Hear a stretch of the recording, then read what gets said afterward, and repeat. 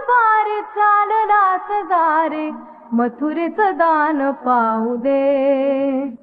सोडूनी गोकुळाचं बारी चालला सदारे मथुरेचं दान पाहू दे.